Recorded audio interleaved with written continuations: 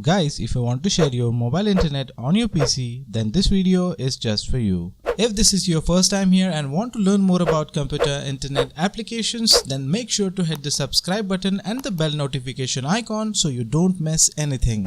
So to share your mobile internet on your PC, all you have to do is just connect your mobile with your PC via USB cable and switch on your mobile data. Now go to the mobile settings, then click on more from network settings. Now simply switch on USB tethering. Look, your mobile internet is shared with your PC now. So let's check by browsing on the internet. Look, it's working.